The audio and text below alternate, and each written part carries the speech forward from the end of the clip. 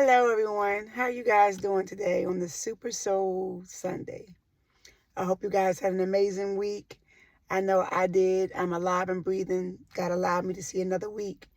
Guys, time is moving fast. People are not understanding the concept of time. And things are happening so rapidly in this world. And we're at a place and a space where times are so different. We're having mothers against daughters, daughters against mothers, fathers against sons, sons against fathers. We're having a lot of kids and adults who are kids who are being very disrespectful to the people that brought them into this world, whether it's your mom, whether it's your dad. And your girl Morgan knows all about having parents who were not great parents. They did the best they could with that current situation that we were in, or the current situation that they were in. And I come from parents too, both of my parents where they had mental health challenges. They had mental health issues. And my mother had 5 kids and my dad had 5 kids. And out of the 5 kids, I'm the oldest. Out of my dad's 5, I'm the oldest. And I learned that being with my 5 siblings on my mother's side mostly, because that's who I was raised with and raised around. There was a lot of challenges in life. There was a lot of challenges in life growing up with my mom. But through it all, I always loved and respected her, no matter what. Even when I got older and things were happening and things were taking place, and people would say, how you still cool with your mom? How you still talking to your mom? How you still loving your mom? And all the things she did to you, all the things she allowed to happen to you. How you still love your dad? How you still call him? I remember someone said, why you still calling him daddy? He didn't even earn that title. He did. Because if it wasn't for him laying down with my mom, I would not be here. If it wasn't for them getting together, I would not be here. So they earned that title. It didn't say in the Bible to honor that Joe and that Susie. He said, honor thy parents. He said, honor thy mother and thy father. He ain't say, oh, when they make you mad, you call them out their name. He ain't say, oh, when they piss you off, when they do things to you that you're not agreeable with, you treat them any old kind of way. He didn't say none of that. He said, honor thy mother and thy father, or the days on the earth shall be long, may be long. It's not guaranteed, guys. It is not guaranteed. And if you have a long life and you did not ask for forgiveness, even if you ask your mom or your dad for forgiveness, if you don't have that conversation with God, your life is not going to be easy. And people ask me, well, how do you get to where you at now? You know, you living a better life. Because the one main thing I did was, no matter what my parents did to me, I still honored and I respected them.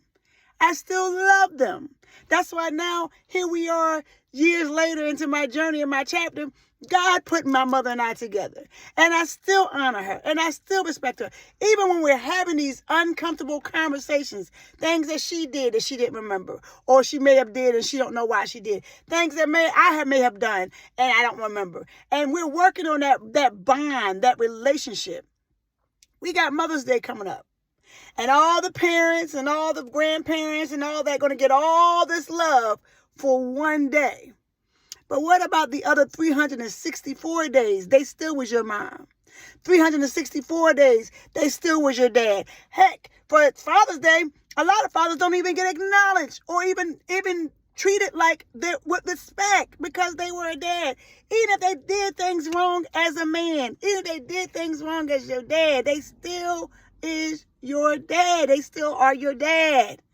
That's the people not concepting. They're not getting it. You got young people who are disrespecting their parents to a whole nother level. You got adult kids. I remember this young man, he despises his mom. He said he loved her, but deep down in his heart, he got a lot of hurt. He got a lot of anger. He got a lot of hate for his mom, to the point where he talks his mom any kind of way he wants. He's the only child. To the point where he makes his mother, who's a senior citizen, who has health issues, who also has mental health issues, he makes her pull a trash container to the front for the trash people to pick up the next day. And he's a young man. He's in his 30s, 36. He doesn't have any physical capacity where he's not able to physically move this container to the front. He talks to her any kind of way. Every time he's mad, he's always hollering at her. He's always screaming at her. He's always cussing her out. And I'm like, hey, yo, what you doing? That's your mom. My baby like, hey, yo, man, what you doing? That's your mom. And he like, you don't know all the things she took me through when I was younger. Guess what? Our parents took us through things too. Our parents were not great parents neither, but guess what? They were still our parents. They deserve respect. You give a dog more respect than you give your parents? I remember my mom said, if I'm not invited to the table, why would you want to sit at that table? And I was like, Mom, that makes a lot of sense.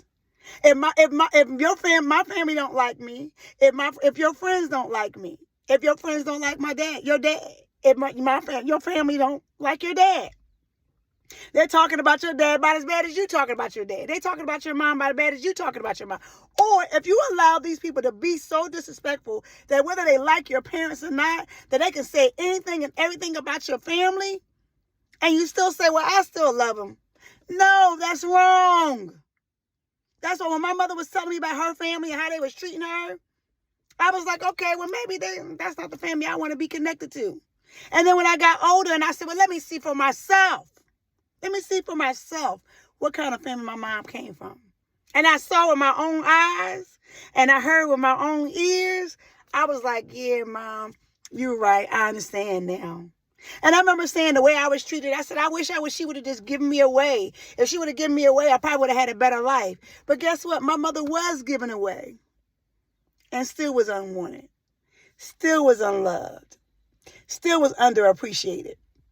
My mother has 5 kids. Out of her 5 kids, you have me and you have my sister who's special needs, is in a wheelchair. I guess what? Nobody talks about my sister. People don't even ask about my sister. They're like, oh, well, she's different. And I was watching the show earlier, Highway to Heaven. I don't know if anyone remember that show from way back when. And they had an episode where the parents had a special needs child. And the word they kept using over and over and over again was retarded. I used to not like that word. They're retarded. My son is retarded. That's why we gave him away. And we had there was a couple who wanted to adopt this child. Out of the couple, the guy was paraplegic, so he could not move his legs and arms, but he still had a right mind. He was even an attorney, so he was smart enough to go to that level. And so they wanted to adopt this child, and the parents said, "No, you can't adopt our child. That's our child." But you gave this child away. You put this child in a foster care system where this child is now being taken care of by somebody else. You paid all this money, all these dollars to make sure this child had the best care because you did not want that child, because you did not know how to love that child. And again, that's between you and God. Because as I was told, my mom said, God judged me for all my flaws. God judged me for all my activities. God judged me for all my crimes. And he said, I'm forgiven. Jesus said, I'm forgiven. And that's why I'm saying for myself, God has judged me for all my crimes, for whatever somebody's saying that I did as a parent, whatever my children thought I did as a parent. God has judged me for all those things, and he's forgiven me. That's why I still have a happier life. I have a peaceful life because guess what? Forgiveness goes a long, long way. And so at the end of that story, they end up trying to take these people to court because they didn't want them to take their child that they did not want. And if someone else can be a better parent to your child, that's not a bad thing. If you were not able to be a better parent to your child, again, that's between you and God. It still impacts and affects the child. And when they kept calling this, well, that child is retarded, you're calling your own child retarded. That's wrong. I remember the days when my mother would say not nice things about me. But now I know why. I remember the days when my dad used to say not so nice things about me. But I know why. But it still never changed my heart against them because I still love them because they're my parents. They were just not the parents that I needed at that time. So God was placing other people in my life to be a mother figure. I didn't really have a lot of male figures in my life because I wasn't looking for a father figure. But I guess those people were a mother figure for my life. But I still kept saying I wanted my mom and my dad. And yes, those people guided me. Yes, those people led me. And I thank those people for being in my life to get me to where I am now. But now that I have my relationship back with my mom, I'm learning so much about who she was, who she is. But one thing has never been changed and one thing is never different is that I still love and honor my mother while she's alive and even when she's gone. And I honor my father, even though he's no longer here. But when he was alive, I still honored them. Children are disrespectful to their parents, even as adults. I'm grown. I can talk to you any old kind of way. I can say whatever I want to you because I am an adult. But guess what?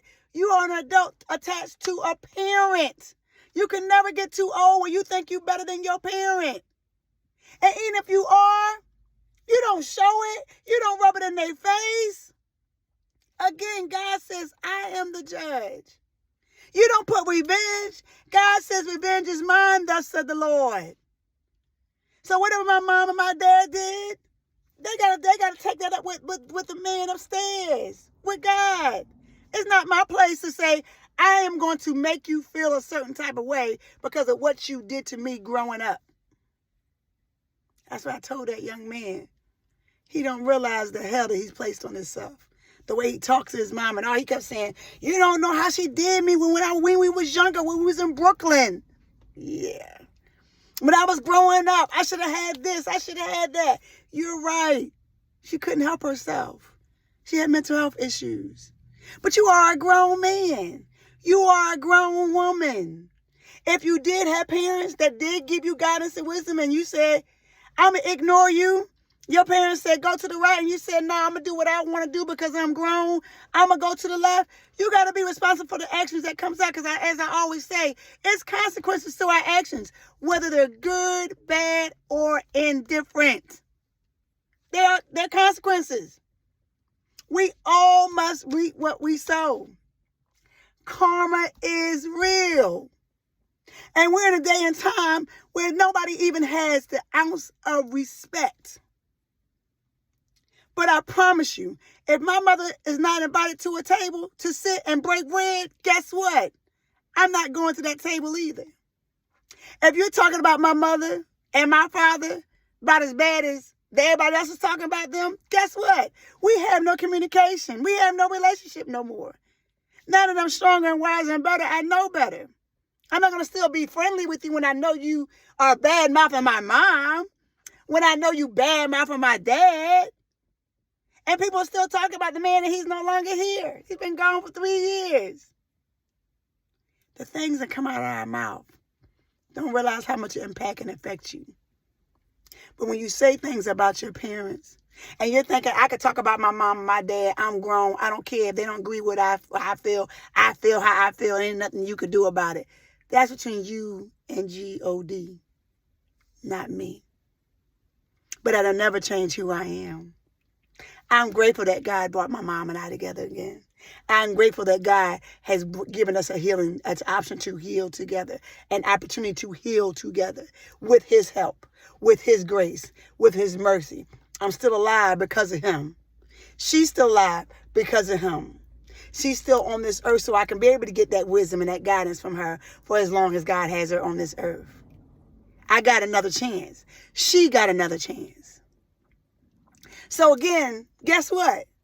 When you honor your mother and father, when you respect your mother and father, doors that you thought would be closed, opens. Windows that you thought that would never open, opens.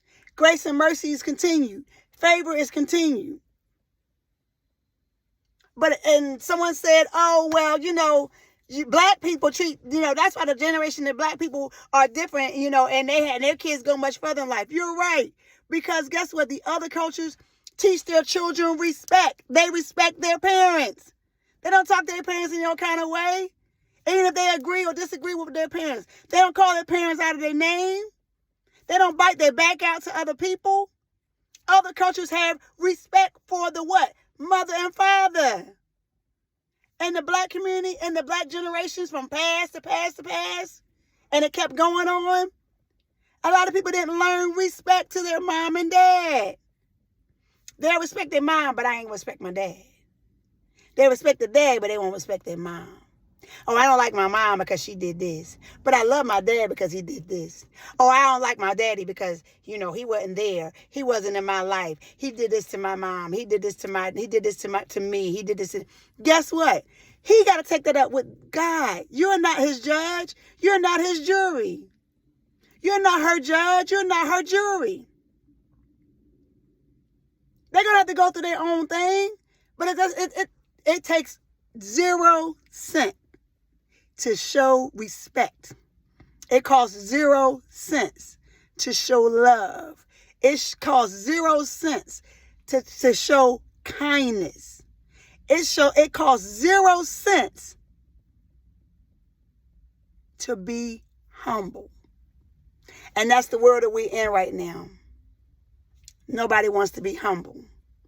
Everybody's too busy competing with your mom, competing with your dad, competing with your cousins, competing with your grandparents. Oh, I'm in competition. I'm going to be better than them. And my life is going to be so much better than them. They ain't got to worry about me no more. But if it's as quick as God gives you those blessings, remember, he can also take it away. So when you're thinking about, oh, I'm like this, I'm so much better than my mom, I'm so much better than my dad, I made better choices and decisions, you're right, you did. But if you didn't do that one thing before you got to that place, which is ask for forgiveness from the Lord, ask for forgiveness for them, and if you choose not to, have that conversation with him, the path that you're on, you're going to stay on. And then even if you thinking you're having a better life, don't think it's going to last forever. Because the devil is still busy. He's so much busy. He's busier than he's ever been. And if the enemy is so strong and mighty to the point where he tells you, your mother and your father is not this, your mother and your father is not like that, to make you turn against them to the point where, guess what? Anybody and everybody can talk about them too. And you don't have their back. You don't protect them. And even if the parent was not able to protect you, you're old enough and smart enough now to know how to protect your parents, to still honor your parents, to still love your parents. So guys, wake up. Listen, y'all don't pay attention to the things that happen in this earth. God is tired. God is angry. God is disappointed. We took prayer out of schools. First mistake. We took prayer out of the White House. Second mistake. We're in churches where we're really not honoring and revering God. We're too busy trying to get numbers and statuses and how many follows I can get, how many likes I can get.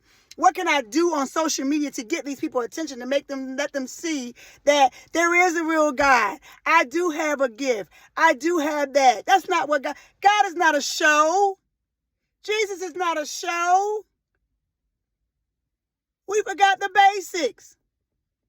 Well, how many followers do you have? What church you go to? What's your church? Oh, let me look your church up. Oh, your church don't have that many numbers. That means they must not be a good church. God said don't diminish small beginnings. You see Morgan now, but wait till you see Morgan later. What God has for me is for me. What God has for you is for you.